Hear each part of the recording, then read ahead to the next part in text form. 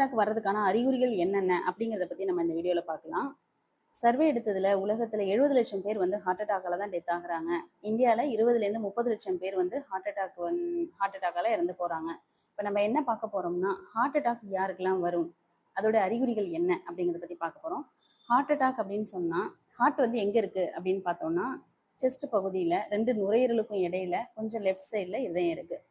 இருதயம் வந்து எவ்வளோ, ஆண்களுக்கான வெயிட் எவ்வளோ இருக்கும் அப்படின்னா 250 கிராம்லேருந்து 350 கிராம் வரைக்கும் சராசரியாக இருக்கும். லேடிஸ்க்கு வந்து 230லேருந்து 280 கிராம் எடை மட்டும் இருக்கும். இருதயம் ஷேப் பார்த்தீங்கன்னா, ஜஸ்ட் நம்ம ஒரு கையை எப்படி க்ளோஸ் பண்ணால் அது என்ன ஷேப்போ அந்த ஷேப்பில் தான் நம்மளுடைய இருதயம் இருக்கும். சரிங்களா? இப்போ ஹார்ட் அட்டாக் வருது அப்படின்னு சொன்னால் ஃபர்ஸ்ட் சிம்டம் வந்து அவங்களுக்கு நெஞ்சு வலிக்கும். நெஞ்சு ரொம்ப வலிக்கும், செஸ்ட் பெயின் இருக்கும். அதாவது ஒரு யானை ஏறி மிதிச்சா எவ்வளோ பெயின் இருக்குமோ அந்த அளவுக்கு ஒரு கடினமான வலி அவங்க உணர்வாங்க. அந்த பெயினானது அப்படியே ஷோல்டரில், தோள்பட்டையில் வந்து அந்த ஃபிங்கர் டிப்ஸ் வரைக்கும், அந்த நுனி டிப்ஸ் வரைக்கும் அந்த வலியானது பரவும். கூடவே இந்த விரல் நடுக்கம், நம்னஸ் அந்த மாதிரிலாம் கூட இருக்கும். இன்னொன்று என்னென்னா, இந்த தாடை பகுதியில் அவங்களுக்கு வலி இருக்கும்.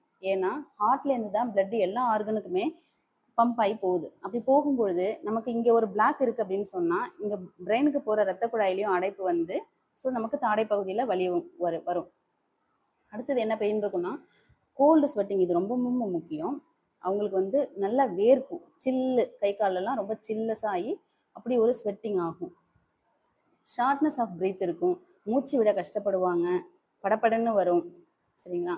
அடுத்தது என்ன இருக்குன்னா, கால் வந்து காஃப் மசில்ஸ்ன்னு சொல்லுவாங்க. காஃப் மசில்ஸ் அதாவது அந்த கெண்டைக்கால் அப்படின்னு சொல்லுவாங்க இல்லையா, அந்த கெண்டைக்காலில் வந்து அவங்களுக்கு நல்ல பெயின் இருக்கும். ஏன்னா பெரிஃபரல் வாஸ்குலர் டிசீஸ் இருக்குது அப்படின்னு சொன்னால் அவங்களுக்கு ஹார்ட்லேருந்து தான் பிளட் கீழே சப்ளை ஆகுது. அப்படி திருப்பி கீழேருந்து மேலே வரும்போது அந்த காஃப் மசில்ஸ் நல்ல பெயின் கொடுக்கும். அதுக்கப்புறம் பார்த்தீங்கன்னா, கால் வீக்கம் இருக்கும். கால் வீக்கம் வந்து கிட்னி ஃபெயிலியருக்கும் இருக்கும், ஹார்ட் ப்ராப்ளமுக்கும் இருக்கும், நுரையீரல் பிரச்சனை இருக்கிறவங்களுக்கும் கால் வந்து வீக்கம் கொடுக்கும். அடுத்தது சுகர் பேஷண்ட்டுக்கு வந்து இதில் எந்த சிம்டம்ஸுமே இருக்காது. ஏன்னா நம்ம ஏற்கனவே ஒரு வீடியோவில் பார்த்துருக்கோம், சுகர் பேஷண்ட் எல்லாமே அவங்களுக்கு நரம்பு பிரச்சனை, நரம்பு வந்து பாதிக்கப்பட்டிருக்கும். ஸோ இதில் எந்த சென்சேஷனுமே அவங்களுக்கு ஃபீலிங்ஸே இருக்காது. ஸோ அவங்களுக்கு வலி வந்தால் தெரியாது, ஃபைனல் ஸ்டேஜில் மட்டும்தான் அவங்களுக்கு தெரியும். இன்னொன்று, ஹைப்பர் டென்ஷன் பேஷண்ட், ப்ரெஷர் இருக்கிற பேஷண்ட் 50% வந்து அவங்களுக்கு தான் ஹார்ட் அட்டாக் வர்றதுக்கான வாய்ப்பு. ஏன்னா அவங்களுக்கு எந்த ஒரு அறிகுறியும் தெரியாது. ஹைப்பர் டென்ஷன் ஏன் வருது, அதோட முக்கியமான ஒரு கல்பிரிட் யாருன்னா சால்ட் தான். இதை பற்றி நம்ம ஏற்கனவே இன்னொரு வீடியோவில் பார்த்துருக்கோம். ஸோ இப்போ உங்களுக்கு ஹார்ட் அட்டாக்கோட அறிகுறிகள்லாம் நம்ம தெரிஞ்சுக்கிட்டீங்க. இப்போ ஒருத்தவங்களுக்கு வருது அப்படின்னு சொன்னால் நீங்கள் என்ன பண்ணணும்? இப்போ நீங்கள் யாருமே ஹெல்ப் இல்லாமல் தனியாக இருக்கீங்க அப்படின்னு சொன்னால் கண்டிப்பாக நீங்கள் ஒரு 108க்கு கால் பண்ணலாம். ஆம்புலன்ஸ் சர்வீஸ் 24 ஹவர்ஸுமே அவைலபிளாக இருக்குது. எக்காரணத்தை கொண்டும் நீங்கள் ஓனாக கார் டிரைவ் பண்ணக்கூடாது. ஃபஸ்ட்டு வந்து ட்ரெஸ்லாம் ரொம்ப டைட்டாக இருந்துச்சுன்னா லூஸ் பண்ணி விட்டுக்கலாம், நல்ல காத்தோட்டமான இடத்துல இருக்கலாம். யாராவது ஹெல்ப்புக்கு ஆள் இருக்காங்க அப்படின்னு சொன்னால் அவங்கள ஃப்ரீ பண்ணி விட்டுட்டு அவங்கள ரிலாக்ஸ் பண்ணணும். முக்கியமாக இந்த இடத்துல அவங்க ஸ்ட்ரெஸ் ஆகக்கூடாது, கோவப்படக்கூடாது, பயப்படக்கூடாது. அவங்க நார்மலாக இருக்கணும். இப்போ சப்போஸ் அவங்களுக்கு ரெஸ்பான்ஸ் எதுவுமே இல்லை, கான்ஷியஸ் லெவல் கொஞ்சம் கொஞ்சமாக கம்மியாகிட்டே இருக்குன்னா நீங்கள் வந்து என்ன பண்ணலாம்னா சிபிஆர் கொடுக்கலாம். சிபிஆர்னா இப்போ ஒருத்தவங்க ஹார்ட் வந்து தூங்கிட்டு இருக்குன்னு சொன்னால் நம்ம அழுத்தி ஸ்டிமுலேட் பண்ணுறது தான் சிபிஆருங்கிறது. ஸோ நம்ம சிபிஆர் கொடுக்கலாம்.